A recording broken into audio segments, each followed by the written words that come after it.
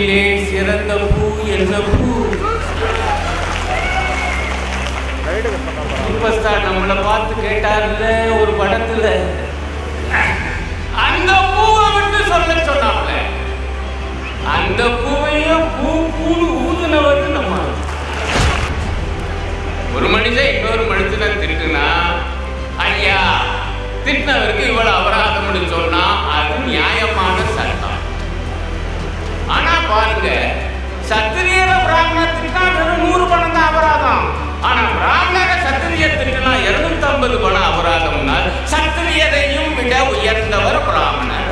இதுதான் அன்றைய நடப்புல இருக்க சட்டம்ங்க. மனு தர்மம் எதிர்க்கப்பட வேண்டியதுதான்னு சங் பரிவாரமே சொல்லியிருக்கு, சொல்ல வச்சிருக்காரு. நம்ம ஏதேனும் ஆதாரபூர்வமான ஆங்கில மொழியாக்கம் மனு சாஸ்திரத்துக்கு இருக்கா என்று போய் பார்த்தேன். பாருங்க, இருக்கு. எதுல தெரியுமா? மத்திய அரசினுடைய இணையதளத்திலேயே. ஆனா பாருங்க, சத்திரியர பிராமணத்துக்கு வெறும் 100 பணம் தான் அபராதம். ஆனா பிராமணர சத்திரியத்துக்குனா 250 பணம் அபராதம்னா சத்திரியரையும் விட உயர்ந்தவர் பிராமணர். இதுதான் அன்றைய நடப்புல இருந்த சட்டம்ங்க. அந்த நாளில் சமூக நீதி என்றால் அண்ணல் அம்பேத்கரும் தந்தை பெரியாரும் நினைவுக்கு வருவார்கள். இந்த நாளில் சமூக நீதி என்றால் ஆசிரியர் வீரமணி ஐயாவும் எழுச்சி தமிழர் திருமாவும் நினைவுக்கு வருவார். ஆகவேதான் சொல்லுகிறேன், அவரும் பெருமை பெற்றிருக்கிறார், விருதும் பெருமை பெற்றிருக்கிறார். ஆக அத்தகைய விருது பெற்ற அத்தகைய மனிதருக்கு இத்தகைய ஒரு பாராட்டு விழா மிகச் சரியானது. நான் யோசிச்சு பார்க்கிறேன் நண்பர்களே, இன்றைய தினம் தினமணி ஏட்டிலே இந்து மக்கள் கட்சியினுடைய தலைவர் அர்ஜுன் சம்பத் அவர்கள், நம்ம நண்பர் தான், தொலைக்காட்சி வாருங்கள், ஒரு கட்டுரை எழுதியிருக்கிறார். அதனுடைய தலைப்பு அம்பேத்கரும் ஈவேராவும். பெரியார்லாம் சொல்ல மாட்டார், ஈவேரான் தான் சொல்லுவார். அது அப்படியே அதே தலைப்புல அந்த ஏடும் அதை வெளியிட்டு இருக்கிறார். நான் அந்த கட்டுரைக்குள்ள முழுசா போகல.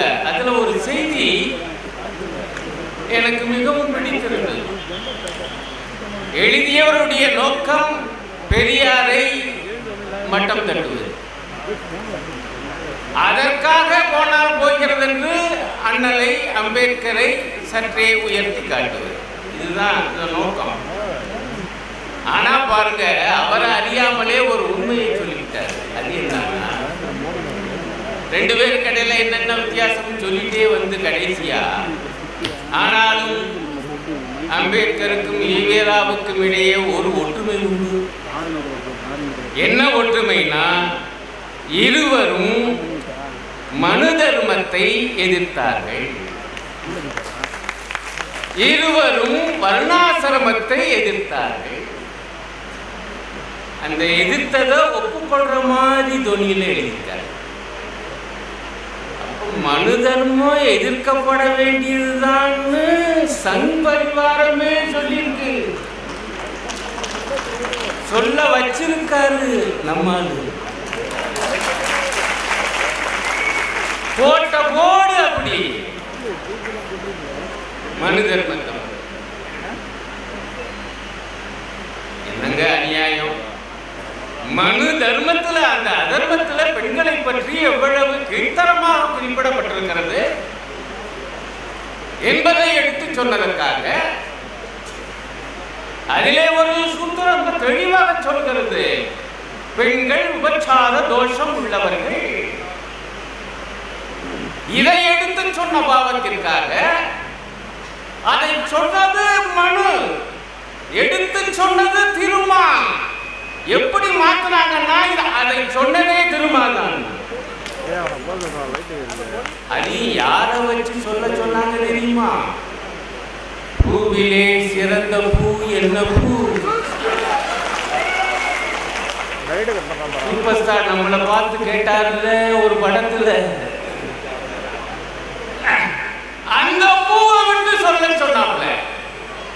அந்த பூவையும் பூ பூன்னு ஊதுனவர் நம்ம விளையாட்டுதான் சொல்லலைங்க. அதுக்கு பிறகு அந்த அம்மா மனுவை பத்தியும் பேசல, திருமாவை பத்தியும் பேசல.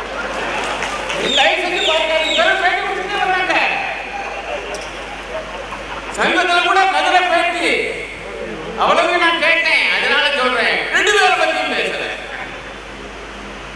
அந்த அளவுக்கு இன்றைய தினம் சமூக நீதிக்காக குரல் கொடுத்திருக்கிறார் என்றால், இந்த 2020 அந்த அவார்டு நம்ம திருமாவை விட வேறு யாருக்கு பொருத்தமாக இருக்கும்?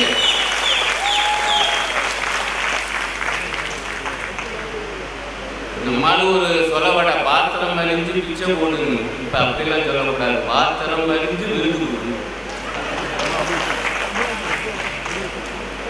பாத்திரம் அறிந்துதான் இந்த பன்னாட்டு அமைப்பு எழுச்சி தமிழருக்கு இந்த சரியான விருதை, சமூக நீதிக்கான வீரமணி விருதை வழங்கி இருக்கிறது. அவருக்கு என் சார்பாகவும், தமிழக மக்கள் ஒற்றுமை மேடை சார்பாகவும், உங்கள் சார்பாகவும் முதற்கன் எனது அன்பான பணிவான பாராட்டுதலையும் தெரிவித்துக் கொண்டேன். நண்பர்களே, இந்த கருத்தரங்கத்தில் எனக்கு கொடுக்கப்பட்டிருக்கக்கூடிய தலைப்பு மனுவில் பிராமணர்கள் என்பது. என்னடா ஒரு சாதி பெயரை குறிப்பிட்டு இப்படி ஒரு தலைப்பு, அதிலே மார்க்சியவாதியாகிய அருணன் பேசுவதா என்று சிலர் நினைத்திருக்கக்கூடும். ஆனா என்ன பண்றது, அப்படித்தானே மனுவில் இருக்கு. நண்பர்களே, நான் ஒரு சில சூத்திரங்களை, அதில் உள்ள ஸ்லோகங்களை சொல்ல போகிறேன்.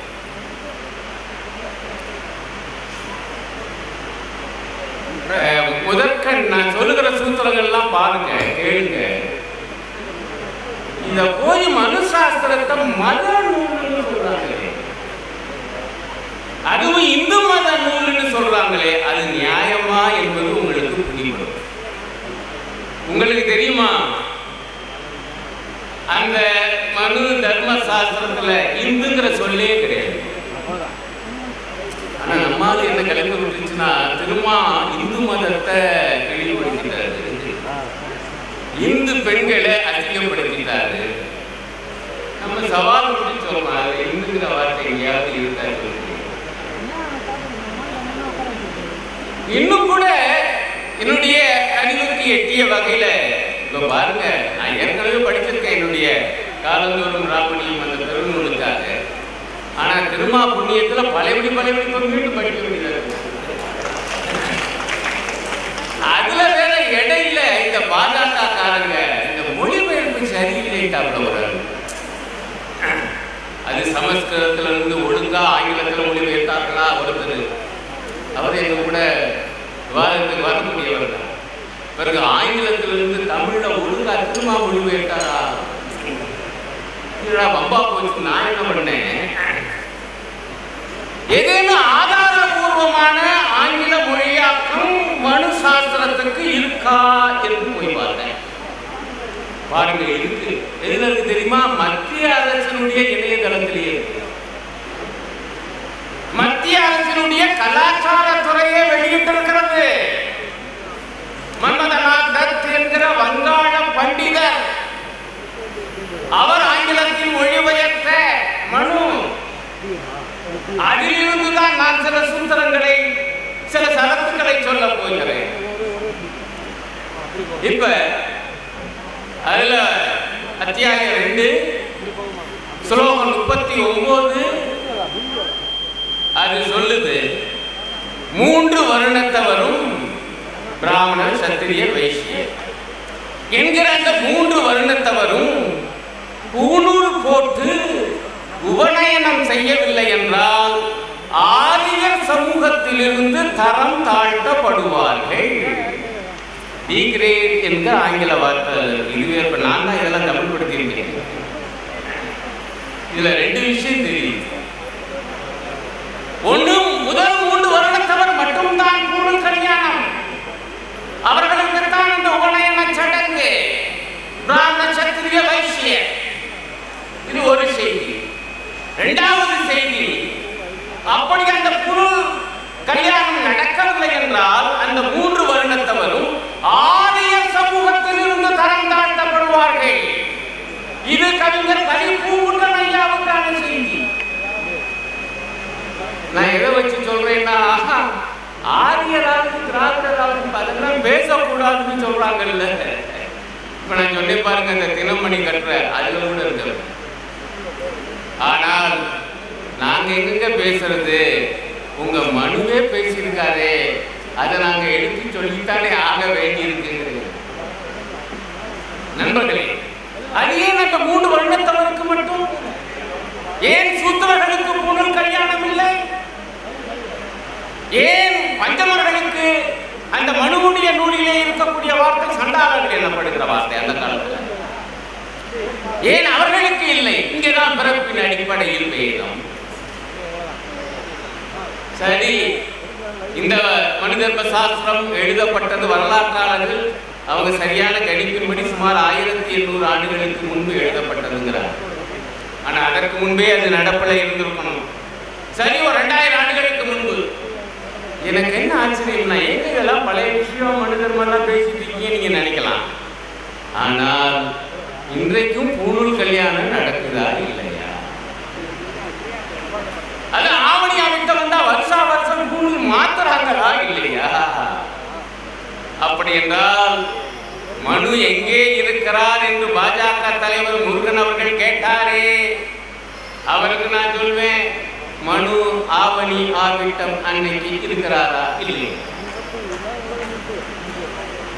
ஆனா இது பழைய கதை அல்ல. அதில் இருக்கக்கூடிய பல பகுதிகள், மனுசாஸ்திரத்தில் இருக்கக்கூடிய பல பகுதிகள், குறிப்பாக பிராமணர்களை பற்றிய பகுதிகள் இன்றைக்கும் நடப்பில் இருக்கிறது என்பதைத்தான் நான் எடுத்து காட்ட விரும்புகிறேன். என்ன கொடுமை? இது ஒரு சாதாரண பழக்கமா? எங்க அவங்க பூணூல் போட்டா போட்டு போறாங்களே, உங்களுக்கு என்னங்க? இப்படி சொல்ல பொழுது தந்தை பெரியார் ரொம்ப அழகா கேட்டாரு, ஏங்க அவங்க பூணூல் போட்டா எனக்கு என்னால இது எப்படி இருக்குன்னா, ஒரு வீட்டுல வெளியில போர்டு எழுதி வச்சாங்களாம், இங்க இருப்பவர்கள் பத்தினிகள். பெரியார் கேட்க, அப்ப பக்கத்து வீட்டுல இருந்ததெல்லாம் யாரியா? அதான் நேரத்தை வரும். முதல் 3 வருடத்தவர் மட்டும்தான் பூணூல் அணியத்தக்கவர்கள், உபநயனம் செய்யத்தக்கவர்கள், வேத கல்வி செய்யத்தக்கவர்கள் என்றால் மற்றவர்கள் யார்? அவர்கள் தாழ்ந்தவர்கள், இழிவானவர்கள். அப்படித்தான் பார்க்க வேண்டும், கருத வேண்டும், நடக்க வேண்டும் என்பது இந்த மனுதர்ம நூல். நண்பர்களே, இதுல என்ன இருக்கு? மதம் எங்க இருக்கு நான் கேட்கிறேன். நான் கடவுளின் கதை என்று பெருநூல் எழுதியவன், இப்ப கூட தமிழரின் மதங்கள் என்கிற நூலை எழுதியவன், அவை பற்றிய ஓரளவு ஆய்வு செஞ்சவன். அதனால உரிமையோடு சொல்றேன், ஐயா, மதம் என்பது கடவுளை, பெரும்பாலும் கடவுளை மையமாக வைத்தது, அல்லது ஆன்மாவை மையமாக வைத்தது, அல்லது மனிதனுக்கு மிஞ்சிய ஏதோ ஒரு சக்தி இருக்கிறது என்கிற நம்பிக்கையை சார்ந்து பல சடங்கு ஆச்சாரங்களை கொண்டது, வழிபாடுகளை கொண்டது. இதானே மதம். இதுல முதல் 3 வருடத்தவர் மட்டும்தான் பூணூல் அணிய வேண்டும் என்பதற்கு மதத்துக்கு என்ன சம்பந்தம் கேட்கிறேன்? இது எப்படி மத நூலாகும்? இன்னும் பாருங்க,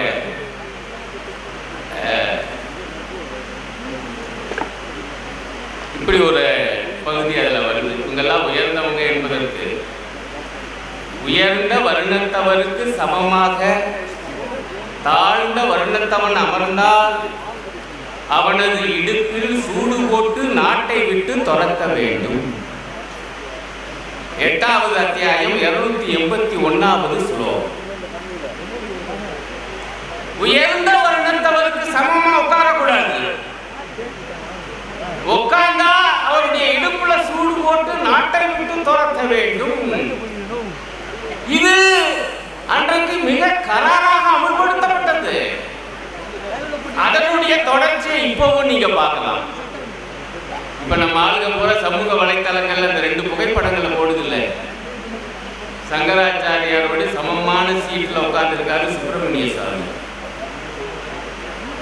அதே சங்கராச்சாரியாரை பார்க்க போறாரு பொன் ராதாகிருஷ்ணன், அமைச்சரானவர், மத்திய அமைச்சர். அவர் கீழே உட்கார்ந்து. இப்ப நான் கேட்கிறேன், 8வது அத்தியாயம் 281வது சரத்து வெறும் எழுத்தா அல்லது நடப்பா? இன்னைக்கு நடப்பதற்குள்ள இவ்வளவு அசிங்கம். எங்க 2 பேரும் மனிதர்கள் தானுங்க. ஆனால் நான் பிறப்பிலே இவர்கள் சொல்லுகிற ஒரு 4ஆம் வருணத்தவன் அல்லது பஞ்சமன் என்கிற காரணத்தினால் இந்த மடாதிபதியை போய் பார்க்கும் பொழுது நான் தரையில் உட்கார்ந்து இருக்க வேண்டும், அபராசனத்தில் இருப்பார். ஆனால் பிராமண குலத்திலே பிறந்தவர் என்றால் அவருக்கு ஒரு நாற்காலி போடப்படும் சங்கர மடத்திலே. 2000 ஆண்டுகள் கழித்தும் இன்றைக்கும் அமல்படுத்துகிறார்களே. அப்படி என்றால் மனுவை எதிர்த்து திருமாம் விளங்கியது நியாயமா இல்லையா என்று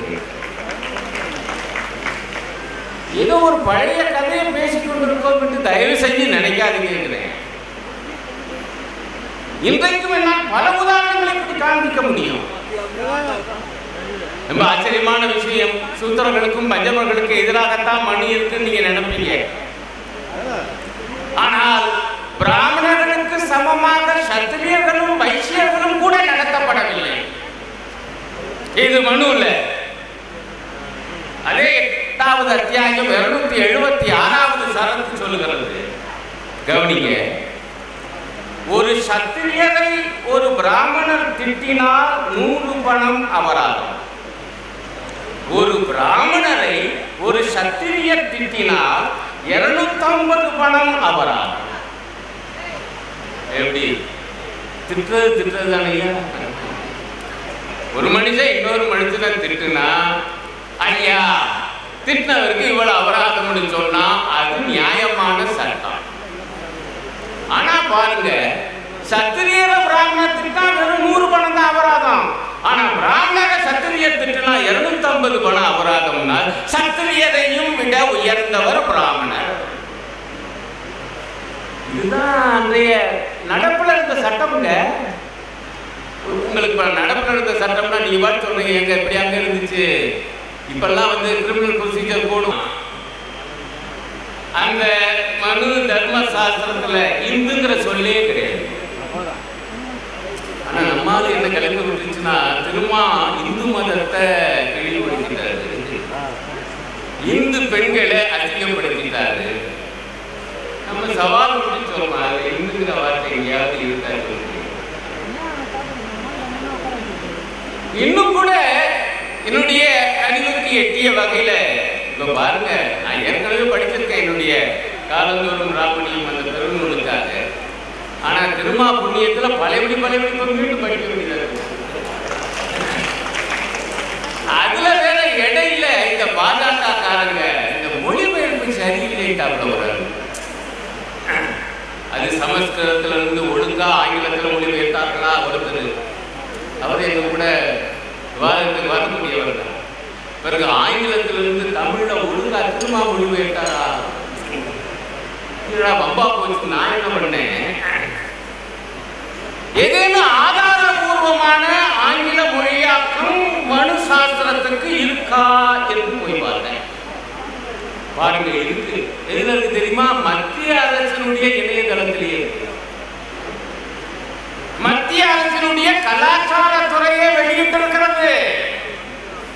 மன்மதநாத் தத் என்கிற வங்காள பண்டிதர், அவர் ஆங்கிலத்தில் மொழிபெயர்த்த மனு.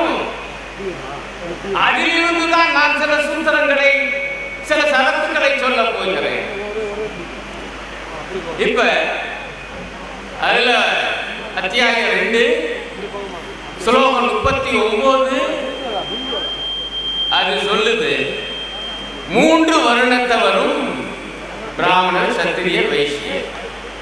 என்கிற அந்த 3 வருணத்தவரும் பூணூல் போட்டு உபநயனம் செய்யவில்லை என்றால் ஆரியர் சமூகத்திலிருந்து தரம் தாழ்த்தப்படுவார்கள். டிகிரேட் என்கிற ஆங்கில வார்த்தை இதுவே. இப்ப நான் தான் இதெல்லாம் தமிழ் படுத்தியிருக்கேன். இதுல 2 விஷயம் தெரியும். ஒண்ணு, முதல் 3 வருடத்தவர் மட்டும்தான் பூணூல் கல்யாணம். அவர்களுக்குத்தான் அந்த உபநயன சடங்கு, பிராமண சத்திரிய வைசிய. இது ஒரு செய்தி. 2வது செய்தி, அப்படி அந்த பூணூல் கல்யாணம் நடக்கவில்லை என்றால் அந்த 3 வருடத்தவரும் ஆரிய சமூகத்தில் இருந்து தரம் தாழ்த்தப்படுவார்கள். இது கவிஞர் கலிப்பூங்குன்றன் ஐயாவுக்கான செய்தி. நான் எதை வச்சு சொல்றேன்னா, ஆரியராவது திராவிடராவது அதெல்லாம் பேசக்கூடாதுன்னு சொல்றாங்கல்ல. இப்ப நான் சொல்லி பாருங்க, இந்த தினமணி கட்டுற அதுல கூட இருக்கு. ஆனால் நாங்க எங்க பேசுறது, உங்க மனுவே பேசியிருக்காரு, அதை நாங்க எடுத்து சொல்லித்தானே ஆக வேண்டி இருக்கு. நண்பர்களே, அது ஏன் அந்த 3 வருடத்தவருக்கு மட்டும்? ஏன் சூத்திரர்களுக்கு பூணூல் கல்யாணம் இல்லை? ஏன் பஞ்சமர்களுக்கு அந்த மனுவுடைய நூலிலே இருக்கக்கூடிய வார்த்தை சண்டாளர்கள் எனப்படுகிற வார்த்தை அந்த காலத்தில் ஏன் அவர்களுக்கு இல்லை? இங்கேதான் பிறப்பின் அடிப்படையில் பேதம். சரி, இந்த மனுதர்ம சாஸ்திரம் எழுதப்பட்டது வரலாற்றாளர்கள் அவங்க சரியான கணிப்பின்படி சுமார் 1800 ஆண்டுகளுக்கு முன்பு எழுதப்பட்டதுங்கிறார். ஆனா அதற்கு முன்பே அது நடப்பில் இருந்திருக்கணும். சரி, ஒரு 2000 ஆண்டுகளுக்கு முன்பு. எனக்கு என்ன ஆச்சரியம்னா, ஏங்க இதெல்லாம் பழைய விஷயம், மனுதர்மெல்லாம் பேசிட்டு இருக்கீங்க நீங்க நினைக்கலாம். ஆனால் இன்றைக்கும் பூணூல் கல்யாணம் நடக்குதா இல்லையா? அது ஆவணி அமைக்க வந்தா வருஷா வருஷம் பூணூல் மாத்துறாங்களா இல்லையா? அப்படி என்றால் மனு எங்கே இருக்கிறார் என்று பாஜக தலைவர் முருகன் அவர்கள் கேட்டாரே, அவருக்கு நான் சொல்வேன், மனு ஆவணி ஆவிட்டம் அன்னைக்கு இருக்கிறாரா இல்லை? ஆனா இது பழைய கதை அல்ல.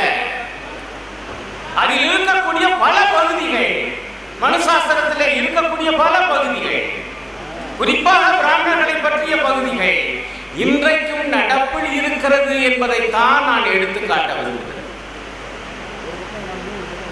என்ன கொடுமை? இது ஒரு சாதாரண பழக்கமா? எங்க அவங்க பூணூல் போட்டா போட்டு போறாங்களே, உங்களுக்கு என்னங்க?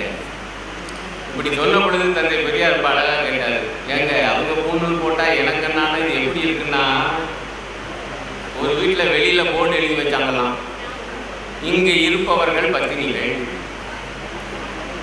பெரியார் கேட்க, அப்ப பக்கத்து வீட்டில் இருந்ததெல்லாம் யாரியா? அதானே அர்த்தம் வரும். முதல் 3 வருடத்தவர் மட்டும்தான் பூணூல் அணியத்தக்கவர்கள், உபநயனம் செய்யத்தக்கவர்கள், வேத கல்வி செய்யத்தக்கவர்கள் என்றால் மற்றவர்கள் யார்? அவர்கள் தாழ்ந்தவர்கள், இழிவானவர்கள். அப்படித்தான் பார்க்க வேண்டும், கருத வேண்டும், நடக்க வேண்டும் என்பது இந்த மனுதர்ம நூல். நண்பர்களே, இதுல என்ன இருக்கு? மதம் எங்க இருக்கு நான் கேட்கிறேன். நான் கடவுளின் கதை என்று பெருநூல் எழுதியவன், இப்ப கூட தமிழரின் மதங்கள் என்கிற நூலை எழுதியவன், அவை பற்றிய ஓரளவு ஆய்வு செஞ்சவன். அதனால உரிமையோடு சொல்றேன், ஐயா, மதம் என்பது கடவுளை, பெரும்பாலும் கடவுளை மையமாக வைத்தது, அல்லது ஆன்மாவை மையமாக வைத்தது, அல்லது மனிதனுக்கு மிஞ்சிய ஏதோ ஒரு சக்தி இருக்கிறது என்கிற நம்பிக்கையை சார்ந்து பல சடங்கு ஆச்சாரங்களை கொண்டது, வழிபாடுகளை கொண்டது. இதானே மதம். இதுல முதல் 3 வருடத்தவர் மட்டும்தான் பூணூல் அணிய வேண்டும் என்பதற்கு மதத்துக்கு என்ன சம்பந்தம் கேட்கிறேன்? இது எப்படி மத நூலாகும்? இன்னும் பாருங்க,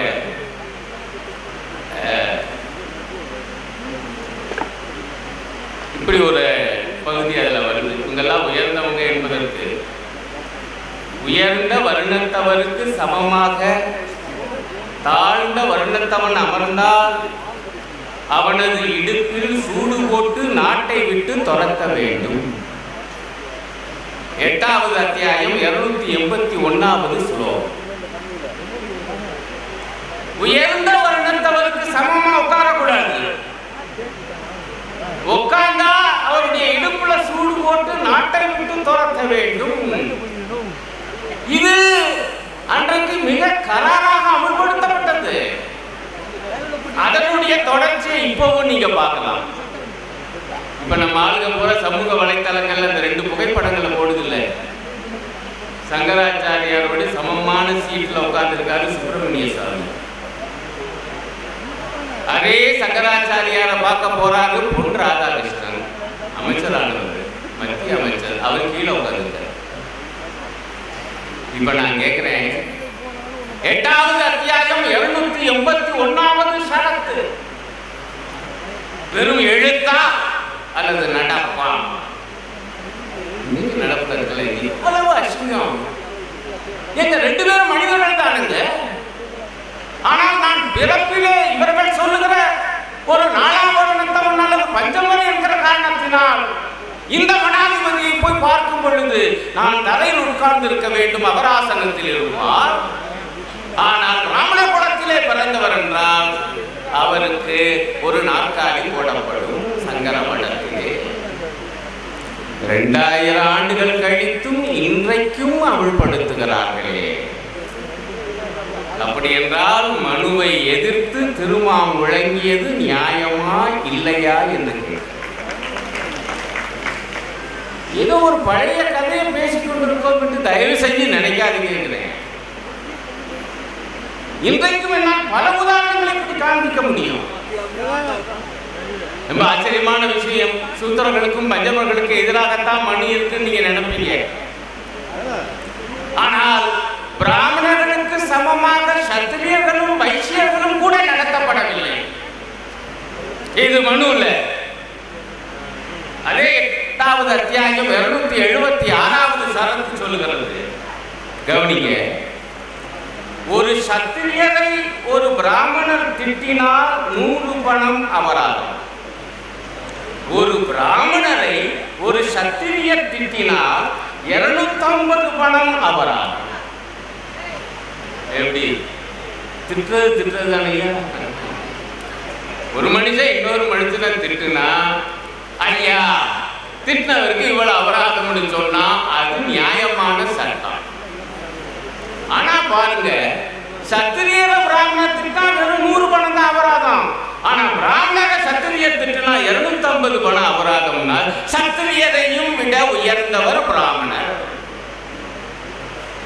இதுதான் அன்றைய நடப்புல இருந்த சட்டம்ங்க. உங்களுக்கு நடப்புல இருந்த சட்டம்னா நீங்க பாட்டு சொல்றீங்க, எங்க இப்படி அங்க இருந்துச்சு. இப்பெல்லாம் கிரிமினல் ப்ரொசீஜர் கோடு 2வது அத்தியாயத்தில் இருக்கக்கூடிய 135வது சரத்து 10 வயது பிராமணரும் 100 வயது சத்திரியரும் தந்தை மகனாக கருதப்பட வேண்டும். எப்படி? 10 வயது தான் அந்த பிராமண பிள்ளைக்கு. சத்திரியரு சூத்திரர் கூட கிடையாது. சத்திரியருக்கு வயது 100. ஆனாலும் அந்த 100 வயது சத்திரியர் மகன், 10 வயது பிராமணர் அப்பா. அப்பா பிள்ளைய திட்டலாம், திட்டுனா பிள்ளை வாங்கி. எவ்வளவு வச்சுக்க அந்த காலத்துல தானுங்க வயசானவரா இருப்பாருங்க. ஆனா சின்ன பிராமண வீட்டு பிள்ளை, டேய் சுப்பாங்க வா அப்படின்னு. 50 வரைக்கும் தமிழ்நாட்டிலையும். இதுக்கு எங்க இருக்க ஆதாரம்? மனு. இத்தகைய கொடுமை. நான் ஒரு செய்தி பார்த்தேன். ஒரு வரலாற்றாளர் குறிப்பிடுறாரு, 1930களில் அல்லது 20களில் வஉசியவே வடா போடான்னு தான் பிராமணர்கள் கூப்பிடுவாங்க. செக்கெடுத்த செம்மலையே பிறகு கொஞ்சம் மாறுதல் ஆகி சிவமரியாதை இயக்க தன்னை பெரியார் கிளம்பி அதற்கு பிறகு 30களில் தான் என்ன பிள்ளைவாள், சிதம்பரம் பிள்ளைவாள், சௌக்கியமான அப்படி என்றால் மனு எந்த அளவுக்கு ஜீவித்திருந்தார் என்பதை தயவு செய்து எண்ணி பாருங்கள். இதில் ஆச்சரியமான விஷயம், இன்னும் ஒட்டுமொத்தமான வர்ணாசிரமம் எப்படி இருந்துச்சுன்னு இன்னொரு நண்பர் பேச போறார். ஆகவே தான் நான் என்னை இதுக்குள்ள சுருக்கிக்கிட்டேன். ஒன்றை சொல்லுவேன், நான் 4 வருடங்கள் பிராமணர், சத்திரியர், வைசியர், சூத்திரர், அப்புறம் பஞ்சமர். ஆனால் காலப்போக்கில் என்னாச்சு என்பதை தயவு செஞ்சு யோசிச்சு பாருங்க. சத்திரியரை காணாம், வைசியரை காணாம், சூத்திரங்கிற வார்த்தை கூட இப்ப இல்ல, பஞ்சமரை காணாம். ஆனா பல 100 சாதிகள் வந்துருச்சு. ஆனால் பிராமணருங்கிற பெயர் மட்டும் விடாமல் காப்பாற்றப்படுகிறது. எப்ப? 2000 ஆண்டுகளா? அதுதான் அவங்க தாமதம். இது என்ன நியாயம் என்று எனக்கு புரிவடவே இல்லை நண்பர்களே. அப்படி என்றால் இந்த முறைமை, இந்த சாதியம், இந்த வருணாசிரமம் இன்றைக்கும் நீடிக்கிறது. சமீபத்திலே ஒரு செய்தி எனக்கு முதல்ல சந்தேகமாச்சு, பத்தி நம்ம கருத்து சொல்றதா இல்லையான்னு. என்னன்னா, ஹைதராபாத்ல பிராமின் கிரிக்கெட் டோர்னமெண்ட், பிராமணர்கள் மட்டுமே விளையாடும் கிரிக்கெட் போட்டி நடக்கிறது. யாருன்னா, அங்கீகரிக்கப்பட்ட கிளப்புகளா, கூச்சம் எல்லாம் நடந்து முடிஞ்சிருக்கு. அப்பதான் நான் எழுதினேன் ஆனந்தத்தோடும் ஆவேசத்தோடும், இப்போ மனு எங்கே இருக்கிறார் என கேட்பவர்களே, போய் பாருங்கள், விளையாட்டு மைதானத்தில் இருக்கிறார். சமையலறையில் விளையாட்டு மைதானத்தில் இருக்கிறார். பிறப்பின் அடிப்படையிலேயே இப்படி பேதம் காட்டுவது என்பது என்ன நியாயம்? தெளிவா சொல்றார் மனு. அதிலும் குறிப்பாக நீதிபதி பாலன முறையில பிராமணர் மட்டும்தான் நீதிபதியா இருக்கணும். எந்த சூழலிலும் ஒரு சூத்திரனை நீதிபதி ஆக்கி விடாதீர்கள். இப்ப உச்ச நீதிமன்றம், உயர் நீதிமன்றங்கள்ல நீதிபதிகளுடைய அந்த சமூக பின்புலங்கள் பற்றியெல்லாம் கணிப்புகள் வந்துகிட்டு இருக்கே, ஒழுவரங்கள் இல்லை. அப்ப இன்று வரைக்கும் தொடர்றது உயர்ஜாதிக்காரங்களா தானே இருக்காங்க. அப்படி என்றால் இந்த கொடுமை, பிறப்பின் அடிப்படையில் பாகுபாடு, பிறப்பின் அடிப்படையில் பேதம். பிராமணர்கள் என்றால் ஒரு நீதி, சூத்திரர்கள் என்றால் ஒரு நீதி, பஞ்சமர்கள் என்றால் ஒரு நீதி. சரியா சொல்லப்போனா நீதி. இது என்றைக்கு ஒழியும், எப்படி ஒழிப்பது என்று தயவு செய்து யோசிக்க வேண்டிய வேலை. நண்பர்களே, நான் ஒன்றை சொல்லுவேன், நிச்சயமாக பாதிக்கப்பட்ட சூத்திரர்களும் பாதிக்கப்பட்ட பஞ்சமர்களும் இன்றைக்கு பிசியாக, பிற்படுத்தப்பட்ட வகுப்பாராக, பட்டியல் சாதி மக்களாக, பழங்குடி மக்களாக, மிகவும் பிற்படுத்தப்பட்ட வகுப்பாராக இருக்கக்கூடிய இந்த மக்கள் ஒன்றுபடுவது மிக அவசியம். இந்த அநீதியை எதிர்த்து, மனு அதர்மத்தை எதிர்த்து கண்டிப்பாக அவர்கள் போராடி கொண்டிருக்கிறார்கள். அந்த போராட்டத்தினுடைய ஒரு வடிவம்தான் ஆசிரியர் வீரமணி ஐயா அவர்களும் நம்முடைய திருமா அவர்களும் கம்யூனிஸ்டுகளும் இருக்கிறார்கள். இந்த போராட்டத்திலே என்னுடைய ஆசையெல்லாம் பிராமணர்கள் உள்ளிட்ட உயர் ஜாதியிலும் இருக்கக்கூடிய ஜனநாயக உள்ளங்களை, முற்போக்கு சிந்தனையாளர்களே, இந்த சாதியம் ஒழிய வேண்டும் என்று குரல் கொடுக்க முன்வருகிறவர்களை நாம் சேர்த்துக் கொள்ள வேண்டும். வரலாற்றிலே அதற்கு இடம் இருக்கிறது. எனக்கு தெரிந்து பெரியார் தான் 1925 முதல், இன்னும் சொல்ல போன அதற்கு முன்பிருந்தே மிக தீவிரமாக சாதியத்தை எதிர்த்து குரல் கொடுத்தவர் தமிழகத்திலே. ஆனால் அவருக்கு மகாகவி பாரதியார் சாதியத்தை எதிர்த்து குரல் கொடுத்து பாடியவர் என்பதை நாம் மறந்துவிடக் கூடாது. பிறப்பால் அவர் பிராமணர், ஆனா அவர் தான் இதுவரைக்கும் எந்த ஒரு கவியும் அப்படி பாடல. சூத்திரனுக்கு ஒரு நீதி, தன்னை சோர்னும் பார்ப்புக்கு ஒரு நீதி என சாத்திரம் சொல்லிடுமாயின் அது சாத்திரம் அன்று சதி என்று கண்டோ. அது சாத்திரம் அன்று சதினாரு. எந்த சாத்திரத்தை சொன்னாரு? மனு சாத்திரம். வேற எந்த சாத்திரம்? சூத்திரனுக்கு ஒரு நீதி, தன்னை சோர்னும் பார்ப்புக்கு ஒரு நீதி. இப்ப நான் நிரூபிச்சனா இல்லையா? பிராமணர்களுக்கு என்று ஒரு நீதி, பிறருக்கு என்று அநீதி. இதை பிராமண குலத்தில் பிறந்த பாரதியாரே கண்டித்து எதிர்த்து கொந்தளித்து அற்புதமான கவித்துவத்தோடு பாடியிருக்கிறார்கள். இத்தகையவர்கள் அங்கிருந்து வந்தால் நாம் அரவணைத்துக் கொள்ள வேண்டும். இதே தஞ்சை தரணியில் 1940களுக்கு முன்பு எவ்வளவு கேவலமாக அங்கே பட்டியல் சாதி மக்கள் நடத்தப்பட்டார்கள். அவர்கள் விவசாய கூலிகளாகவும் இருந்தார்கள். 2 ஒடுக்குமுறை, சாதிய ஒடுக்குமுறை, அதே நேரத்திலே வர்க்க ஒடுக்குமுறை, 2 இருந்தது. அவர்களுக்காக குரல் கொடுத்து பாடுபட்டவர் பி. சீனிவாசராவ் என்கிற பிராமண குலத்தில் பிறந்தவர். அதே போல தொழிலாளி வர்க்கம், பாட்டாளிகள், உழைப்பாளிகள், பிற்படுத்தப்பட்ட வகுப்பார் உண்டு, பட்டியல் சாதி உண்டு. அவர்களுக்காக தொழிற்சங்கம் வைத்து போராடியவர் பி. ராமமூர்த்தி, பிறப்பால் ஒரு பிராமணர். ஆனால் விவசாய வர்க்கத்துக்காக போராடினார்கள், தொழிலாளி வர்க்கத்துக்காக போராடினார்கள். இத்தகையவர்களையும் நாம் இணைத்துக் கொண்டு களம் காண வேண்டும் என்பது என்னுடைய ஆசை. ஏன் நான் ஒன்றை சொல்லி முடிப்பேன். ஜவஹர்லால் நேரு போன்றவர்களே நம்ம சேர்த்துக்கிறேன். என்னால மறக்க முடியாத அந்த காட்சியை. பிற்படுத்தப்பட்ட வகுப்பாருக்கு இருந்த அந்த இடஒதுக்கீடு உரிமை 1950 புதிய அரசியல் சாசனம் வந்த பிறகு சென்னை மாகாணத்திலே பறிபோனது. அதை எதிர்த்து மகத்தான பேரணியை நடத்தியவர் தந்தை பெரியார். அந்த பேரணி பற்றி அவர் எழுதுகிறாரு. 1951 அந்த பேரணியிலே திராவிட கழகத்தினர் பங்கு கொண்டனர், திராவிட முன்னேற்ற கழகத்தினர் பங்கு கொண்டனர். 49 திமுக வந்துருச்சு. திராவிட முன்னேற்ற கழகத்தினர் பங்கு கொண்டனர், கம்யூனிஸ்டுகள் பங்கு கொண்டனர். இவங்கெல்லாம் அவங்கவுங்க கொடியோட வந்தாங்க. காங்கிரஸ்காரங்களும் பங்கு கொண்டாங்க, கொடி இல்லாம. அவங்க ஆளுங்கட்சி நைசா அப்படி ஒரு மகத்தான ஒற்றுமையை உருவாக்கி அவர் கொடுத்த அந்த போர்க்குரல் டெல்லி வரை கேட்டு சட்ட அமைச்சர் அம்பேத்கர் முன்வந்து முதல் திருத்தம், அதற்கு அனுமதி தந்தது பிரதமர் நேரு, பிறப்பால் பிராமணர். இத்தகைய ஒரு மகத்தான ஒரு பெரும் அணிவகுப்பை நாம் சாதியத்துக்கு எதிராக, மனுவுக்கு எதிராக இன்றைய தினம் கொடுக்க வேண்டும். இந்த சங்கிகளை தயவு செய்து இந்துத்துவவாதிகள் என்று அழைக்காதீங்க, என்னுடைய அன்பான வேண்டுகோள். ஏன்னா நம்மளால புரிய மாட்டேங்குது. இந்து வேற இந்துத்துவா வேறு. நானும் பேசி பேசி பார்த்தேன். ஏன் அதுக்கு இவங்க அவங்களுக்கு வச்சுக்கிட்ட பேர் இந்துத்துவா, அந்த பேரை நாமையும் சொல்லணும். இவர்கள் உண்மையில் மனுவாதிகள். இவர்கள் இந்துக்களுக்கு ஆதரவானவர்கள் அல்ல.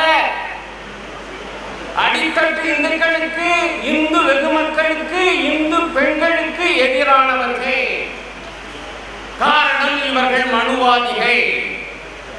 இந்த உண்மையை நாம் எடுத்துரைக்க வேண்டும். அதை எடுத்து சொல்கிற ஒரு தலைவராக இன்றைக்கு நம்முடைய எழுச்சி தமிழர் கிளம்பி இருக்கிறார். ஆனா பெண்களின் உரிமைக்காக உண்மையிலே குரல் கொடுத்த ஆண்மகன் திருமா. நன்றி, வணக்கம்.